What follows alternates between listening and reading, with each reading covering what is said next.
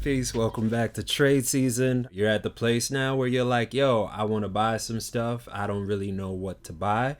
So we're going to start there. We're going to do it for crypto today because that's probably one of the most common questions or text messages I get. It's like, yo, I got X amount of money. I've been hearing about it. Like, yo, what should I buy? And I'm always like, yo, I am not a financial advisor. I can tell you what I've done, but if it goes sideways, dog, that's on you. So I say that to them. I'm saying it to you out there listening to me right now. This is not financial advice by any means. I'm not certified, etc. If it goes sideways, dog, these is your decisions. If it goes really, really well, yo, shout out to you. Give yourself the credit because you made that call and you deserve all of it. I wish you well. And if it goes well for you, probably goes great for me. You know what I'm saying? So even better. So in my unsponsored announcement for today, I do it with every video. Check out Gemini. It's my preferred exchange. Some people like Binance. Some people like FTX. Some people like Coinbase. I just dig Gemini. It's pretty easy. It's intuitive. I love their staking feature. They allow you to earn interest on your crypto. And they also have something called the Gemini Dollar. You can see it right here on the website. It's a stable coin pegged to the dollar. So even if you're a little shook about crypto, you can like basically take the money that ain't earning you nothing in your savings account, buy GUSD, and then be earning 8% interest. I repeat, 8% interest on that money. I guarantee that's blowing whatever the hell you getting from your little Bank of America, Wells Fargo, Citi, whatever group account out the water. You know what I'm saying? So looking at that, Gemini, I will post my link. It's a referral link. They'll hook me up with like $10 of Bitcoin. You know what I'm saying? Have me balling if you sign up and invest a certain amount of money. So help me, help you, help me. You know what I'm saying? That's what it comes down to. So anyway, talking about what do I buy? I want to buy some crypto. What are some things I could get into? Again, this is not financial advice. These are just some broader narratives I've been thinking about. And, incidentally enough, a family member hit me up and I was like, all right, hypothetically, just as a sample, but it's up to you to do your own research. Here are some like different ways you can look at it. You know what I'm saying? If you were constructing your own crypto portfolio, right? And you can range from conservative, which I know is ironic because crypto is wild as hell. It's like, how can crypto be conservative? But for discussion's sake, all right, conservative to spicy as hell, ghost pepper. You know what I'm saying? So starting conservative, where do you think we're going to start? We're going to start with Bitcoin. It's the big daddy. You know what I'm saying? It's digital gold. That's where the store of value narrative is the strongest. You even seeing notorious gold bugs and what they call gold bugs, investors that are heavily bullish on gold as an asset being like, yo, you know what? I see those same properties in Bitcoin. Go with Bitcoin. So if you're a conservative person, you don't like, you have a stomach for volatility, but you don't want to be messing around with all these little alternative cryptos and stay up to date with the latest trends and this, that, and the third. You kind of just want to buy something every so often and not think about it for several years. What is the best crypto that has the best chance of still being around? It's obviously going to be, I shouldn't say obviously, but I am speculating my opinion that is going to be the first one. It's going to be Bitcoin. Okay. So if you wanted to be conservative in terms of like making up a portfolio, just an idea, you could go 100% Bitcoin. Simple as that. Just be a maxi, be like Jack Dorsey, former Twitter CEO, Square CEO. You'd be like Michael Saylor, MicroStrategy CEO. Just go Bitcoin. Don't worry about nothing else. Turn this video off now, use my referral link and go about your day. It's beautiful, right? I mean, and if you want some like just quick roundups, like El Salvador made Bitcoin legal tender last year. Like that's a thing that happened. Like a government in the world, a country in the world on the planet made Bitcoin money right next to the US dollar. That's kind of crazy. And frankly, 2022, I believe we're going to see much more of that. This sort of snuck under the radar approximately a year ago. I feel like people didn't talk about this enough. But this other thing happened. Harvard, Yale, Brown endowments have been buying Bitcoin for at least a year. And that was released last year. So we're saying from at least 2020, if not earlier, these schools that people look at as being very prestigious have been accumulating Bitcoin. So have that on your radar as well. You could also look at, if you're curious, like, hey, what publicly held companies at this point in time have announced having Bitcoin on their balance sheets? You go to bitcointreasuries.net and you kind of get a full view. And they even have some governments here. Now, boom, check this out. I don't think these governments made it money the way El Salvador did, but they have it here. Ukraine has been accumulating a little something, actually a good amount of something, 46,000. Sheesh. 46,000 Bitcoin, not $46,000 worth. Like, that's bread. That's over $1 billion, almost $2 billion worth. Georgia, the country, that's kind of bugged out. And then, of course, usual suspects. You know, you'll see Coinbase on here. You'll see MicroStrategy. You'll see Galaxy Digital Holdings, Mike Novogratz, Square Inc., as mentioned before, Tesla. Tesla has over 43. Wow, that's a lot. That's a lot. MicroStrategy blowing everybody out the water damn near, though. Over 125,000 Bitcoin. Man, like, low-key, Michael Saylor might creep up on us and be the overlord of the world in about 10 years. Like, for real, for real. Like, if Bitcoin goes to $1 million or something stupid, like, sheesh. Anyway, so we can move off of that. If you want to be wild conservative, 100% Bitcoin, you could just leave it right there. Now, if you want to be semi-conservative, all right, still be on the conservative end, but dip your toes out just a little bit, you know, switch it up, then you want to throw some ETH in there, all right? Second largest by market cap, and use case after use case after use case. And you know what, I'm going to make some people mad, maybe, depending on how far this video spreads, but ETH maxis are just as annoying as Bitcoin maxis. So that's all the indication you need right there, man. If you spend any time on crypto Twitter, the maximalists for Ethereum, people who are like, ETH is the way and the only way, that's what it means. And the Bitcoin maxis, dog, it's the same level of annoyance. It's kind of crazy. So yeah, you could check this out. I'm looking at CoinGecko right now, just looking at the chart. Down significantly off the highs from last year. I mean, it was almost 5K last year. It's trading pretty close to 3,000 at time of recording this video. So making a bit of a comeback, but still down a decent amount. Could be a decent entry. Again, I'm not a financial advisor, but if you wanted to jump in, now might not be a bad time, and just dollar cost average and set it and forget it. So yeah, if you want to have a semi-conservative portfolio, let me make the argument a little bit more. Ethereum, by the way, is the leading blockchain that has for NFT activity and for DeFi. What's DeFi? That's short for decentralized finance. So peer-to-peer lending. So like not going to a bank or, you know, your rich uncle or whatever it is, you know, going to your peers on the network, on the internet, and, you know, borrowing against your own crypto or whatever the case may be. You can do that on the Ethereum network in a decentralized manner in a matter of minutes or hours sometimes, whatever, depends on the network. And that's pretty dope. And then again, NFTs. I mean, you've probably heard that word, that acronym a million times in the past 12 months, and you're maybe even cringing right now, but most of the activity for NFTs happens on the Ethereum network. So those are built-in use cases, let alone the fact that they implemented an upgrade starting last year. That means that's a small amount of Ethereum is burned with every transaction. So in simple terms, there, as days go on, there is less and less Ethereum. There's like a scarcity building in. And this use case, these use cases that continue to grow.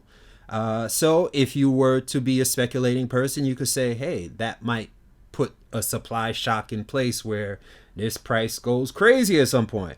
To that point, Kathy Wood of ARK Investments, you know, Wall Street, very well known on Wall Street. Very very bullish on cryptocurrency. I think maybe the first person that's like a tried and died in the blue, dyed in the wool Wall Streeter who came over to the crypto side. Uh, she's forecasting. Her firm is forecasting that Ether will hit a 20 trillion market cap within the decade. And if that target comes to pass, that would put Ethereum at a price of around 170 to $180,000 per coin. What?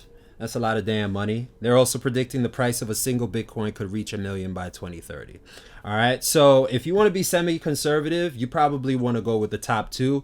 The percentage mix, I mean, that's up to you. Everything is up to you. None of this is financial advice. All right. So, you could do like, hey, half and half. You could do 75% Ethereum. You could even do 100% Ethereum and still, in my humble opinion, call that somewhat conservative, just because I think Ethereum is just so established and has so much market and mind share. It's not really going anywhere.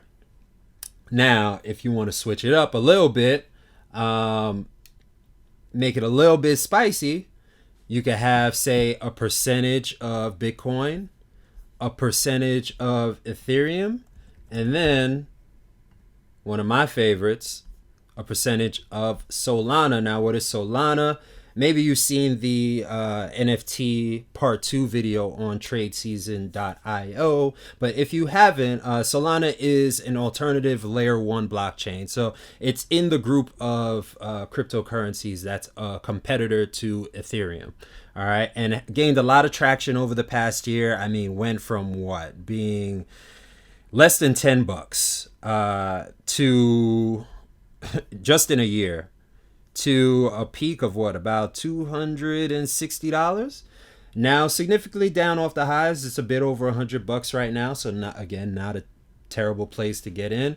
They also have a significantly increasing NFT market, pretty vibrant. They have their own DeFi platforms, very vibrant community, and they started making waves because transactions on their network are super fast and they are super cheap as compared to Ethereum. So that's something else to keep in mind. So if you were to do a less conservative, I want to say a slightly spicy portfolio: Bitcoin, Ethereum, and then an Ethereum competitor. That could be Solana, that could be Cardano, ADA, and that could be Avalanche. That could also be Nervos. It's trading a little bit over a penny right now, down off the highs of what, close to 4 cents. There's so many options. Luna, another one that's coming up, is Phantom, FTM.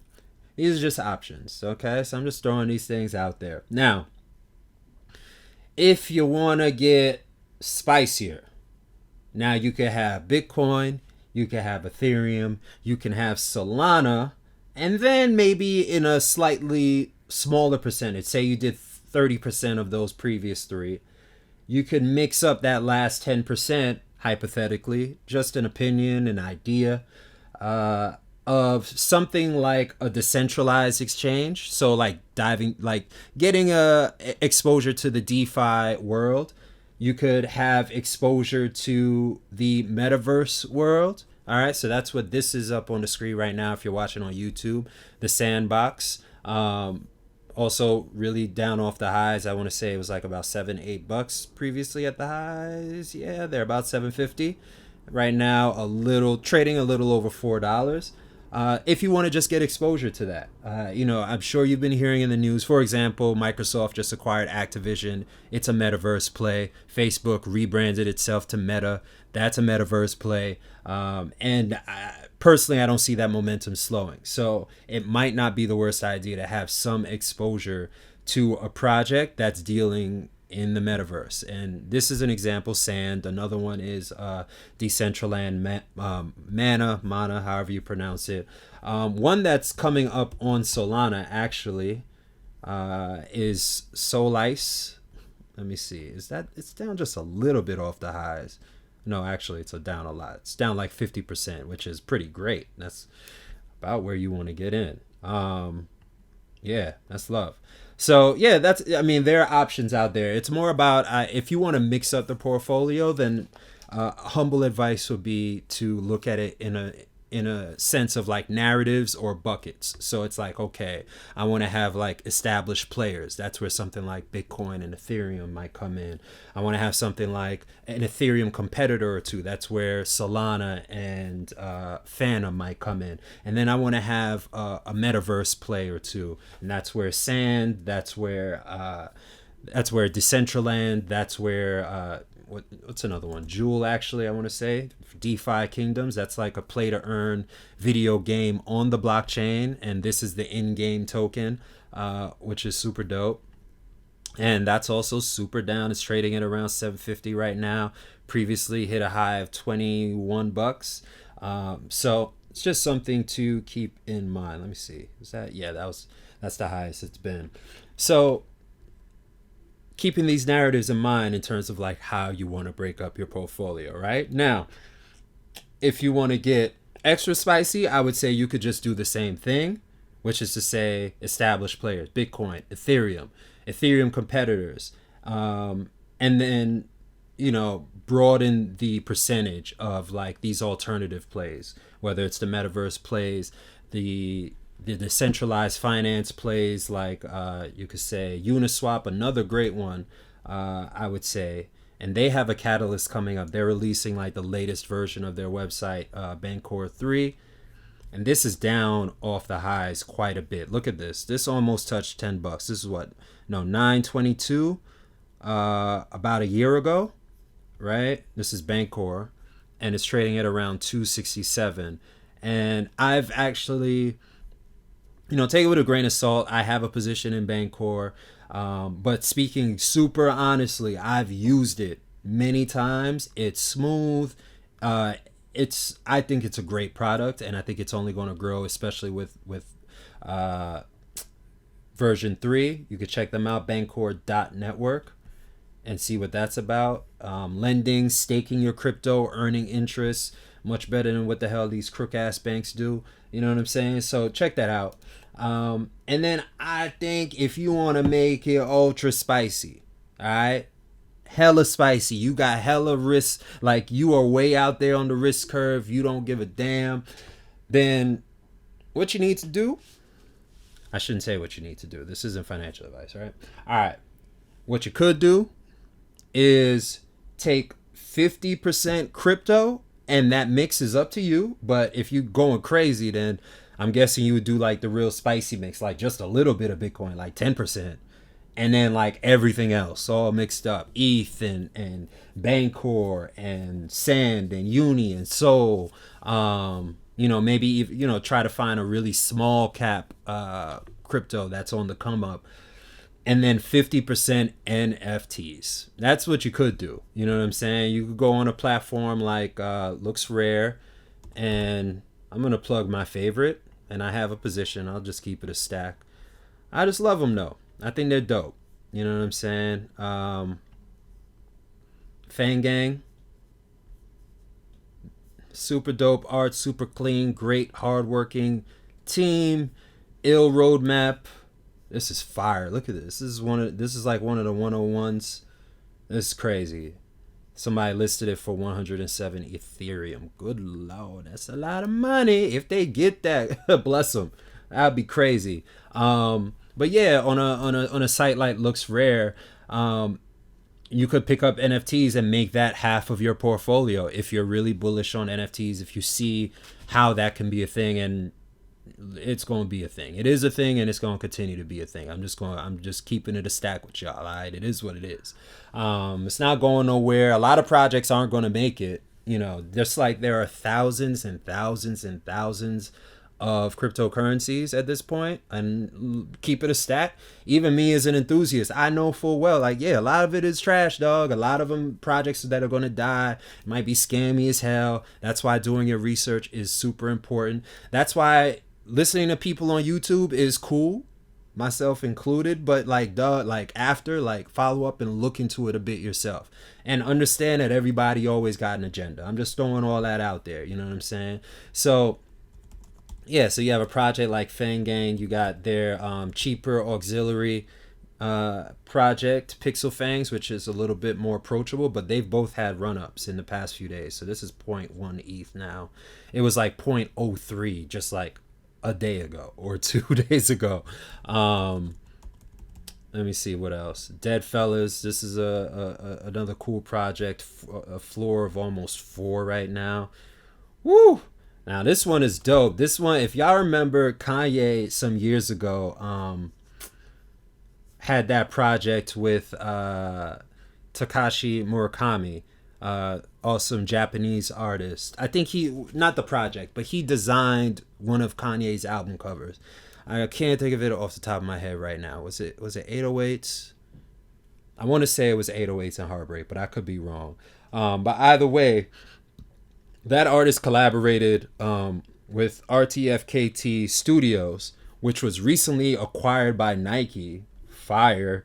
And so this is their NFT project. Now this is if you got money, honey. All right, 14 ETH, which would be 14 times 3, whatever that math works out to, 47K, something like that. No, let me actually do it. 14 times 3, boop, 42. It wasn't too off, but yeah. Anyway, if you got money like that, woo. But this had a crazy run up, so now might not be a good time. I'm just saying, you gotta be careful of buying into anything, any asset after it's had an insane run up. It's better to be patient.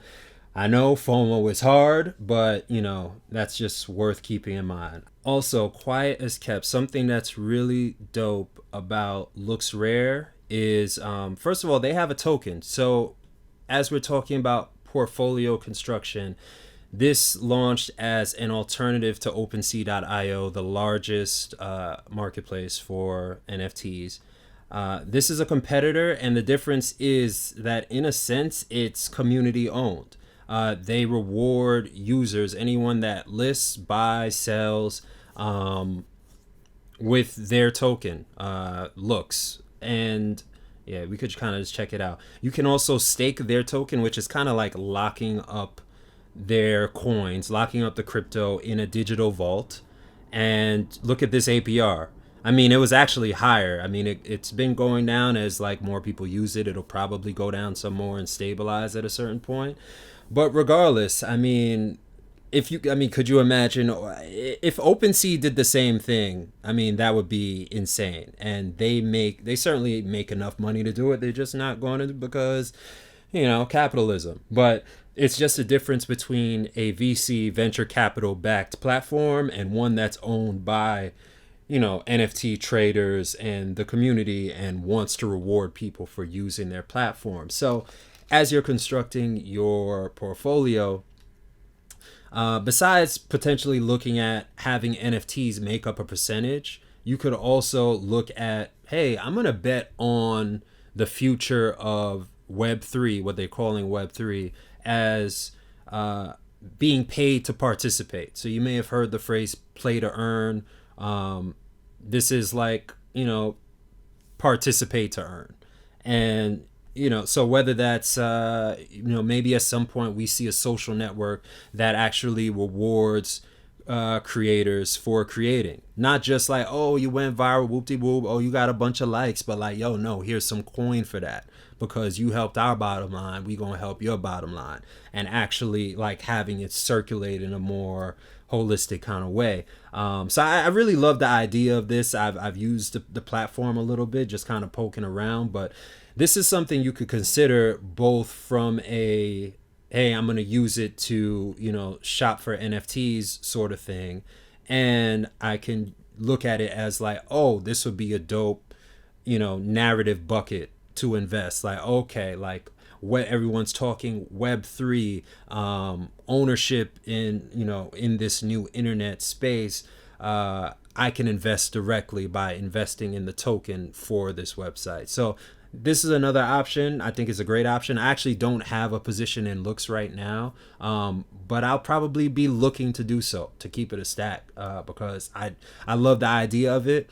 Coinbase is launching a NFT marketplace, so they got more competition coming, so that's something to consider. But I like the idea of this, so something to keep in mind. All right.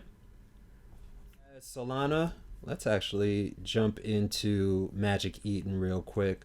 It's a project I like. You know what?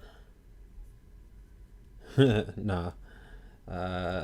Trash. Let's look at Degenerate Trash Pandas. It's around 3 sols. So right now that's what, like, it's probably like 350 or something like that. So not cheap, but as far as with the plungers on, I mean, these joints are silly as hell. Degenerate Ape Academy. This is much more expensive. Floor of 66 Sol. Aurori. This is an NFT for a forthcoming play to earn game, I think. It's definitely a game coming in June. I don't know if it's play to earn. I might just be making that up. So bear with me on that. But regardless, if you want to make your portfolio ultra spicy, then consider having it be 50% or even more NFTs. That is super risky. I'm going to say that if that hasn't become abundantly clear, it is very risky. NFTs are even more volatile than crypto. And the tricky thing with NFTs is if you're buying into a project that doesn't have a lot of volume, which is to say, like, doesn't have a lot of buyers or has ceased having a lot of buyers, then you could just be stuck with that JPEG forever. You know what I'm saying? Whereas, like, if you have a coin or if you have a stock, like, yeah, you could sell at a crazy loss, but you could still sell it. Sometimes you could get stuck with an NFT where it's just like, I don't have anyone to sell this to. So humble recommendation, again, just my opinion, is when you're buying art, you're buying art. So you got to think of it like, hey, I'm collecting, and this is something that if I got to be stuck with it for a while, I'm not going to hate myself for doing it, you know, because that's a possibility. And it's just something to keep in mind. All right. So yeah, I think I'll stop there. Again, the main website, the one that I like the most for Solana NFTs, Magic Eden. Solana NFTs are going to be coming to OpenSea soon, OpenSea.io, which is the largest open NFT marketplace. So that's going to be a big deal for Solana NFTs and probably increase the volume. I'm speculating. So that's a little bit of alpha for you. You know, leading projects or projects with potential on Solana are about to get a lot more eyes and exposure on it. So worth keeping that in mind. Check out Famous Foxes. They've come up a lot since the last time we looked at them. They've touched the floor price of 10. They've retraced a bit, but these guys are going to be all right. Anyway, we're going to leave it there. From conservative to ultra spicy, we've gone through different ways you can look at your portfolio. Hope this was helpful. Again, check out Gemini. All right, so that's it for trade season. I'll catch y'all in the next video.